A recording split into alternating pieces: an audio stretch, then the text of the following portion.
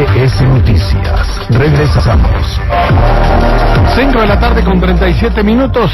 El Coneval presentó el informe de evaluación política de desarrollo social. Este estudio sobre políticas de desarrollo social nos habla directamente de hasta dónde la superación, los programas para superación de la pobreza funcionan, hasta dónde la estructura económica del país ha servido para pues sentar las bases en esta disminución de la pobreza, y también si es que las distintas variables que han apoyado este combate a la pobreza se han visto incentivadas por otros factores, o por el contrario, pues simplemente estos programas no han funcionado en lo que deberían. Tenemos en la línea al doctor Gonzalo Hernández Licona, secretario ejecutivo del Coneval, Consejo Nacional de Evaluación de la Política de Desarrollo Social. Gonzalo, buenas tardes. Muy buenas tardes, César, ¿cómo te va? Qué gusto saludarte. A ver, este estudio destaca que entre 2008 y 2016 se presenta un panorama mixto. La pobreza aumenta en 3.900.000 personas y en el mismo tiempo 2.900.000 salen de la extrema pobreza. Explícanos cómo se produce esto. Con muchísimo gusto, Ezra. Si quieres me doy un paso antes. Cada 2 años el Coneval produce y publica un informe de esta naturaleza, y en 2018 es un año especialmente importante, Ezra, porque el Coneval hace un recuento de un poco más de 10 años de análisis y evaluación de la política social, que de alguna manera se analizan y se resumen en este informe de 2018.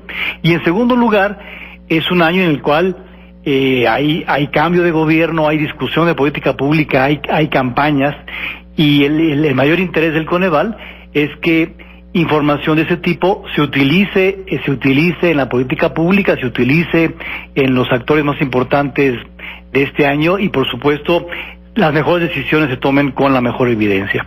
Y ahí en el informe hay datos, hay cifras, hay análisis.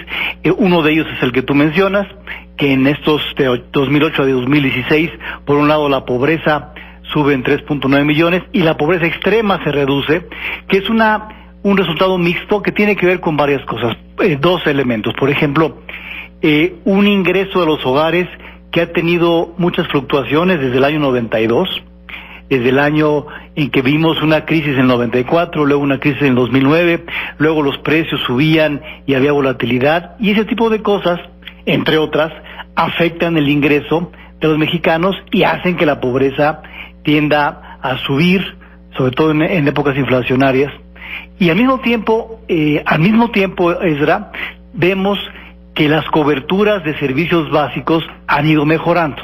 Vemos más pisos firmes en las casas, electricidad, drenaje, niños en las escuelas, que también son parte de la pobreza, y sobre todo con programas, algunos de ellos, no todos, enfocados a la población con menos ingreso, la población más pobre, que explica en parte reducciones de pobreza extrema importantes desde 2008 a 2016.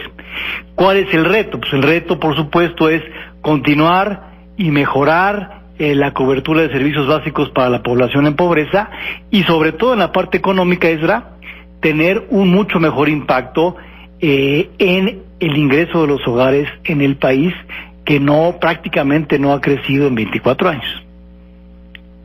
Gonzalo, esto, a ver, hay dos elementos que creo se mantienen en cada uno de los análisis que ha hecho Coneval. Por un lado, estabilidad económica e inflación baja te permiten superar niveles de pobreza extrema, programas sociales que van en esta misma línea, pero por un lado tienes limitantes que te dicen hasta ahí llegamos y de ahí no podemos pasar. Segundo, hay problemas coyunturales donde un año se te disparan precios de alimentos y entonces la pobreza se te incrementa de forma significativa.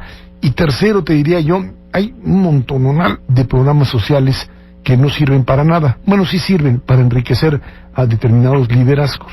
Y creo que es el momento de empezar con estos datos y estos informes a cruzar estos datos, estabilidad económica, baja inflación como elementos indispensables, pero políticas de desarrollo social y de incrementos salariales que de una manera clara sirvan como instrumento para la formalización de la economía y de la gente que debe tener esta esta incorporación, ya, y de hecho lo tiene ya en mayor medida en los últimos años, incorporación al trabajo formal, y al mismo tiempo, deshacerse de aquello que pues simplemente es un desperdicio de dinero.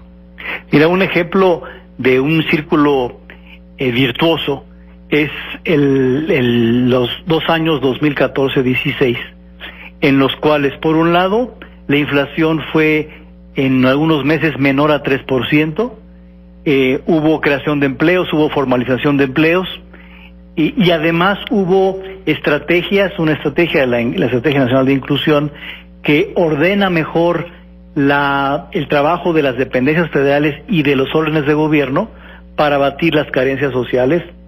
Entonces tienes un círculo virtuoso en donde, por un lado, el ingreso va mejor y las carencias bajan, pues la pobreza bajó entre 2014 y 16. Es un buen ejemplo de 2 años que cuando tienes este doble efecto positivo, las cosas van mejor.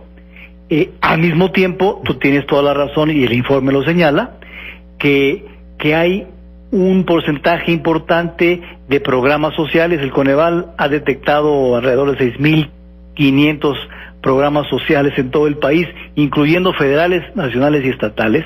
Algunos de ellos con incidencia importante en la pobreza, unos no.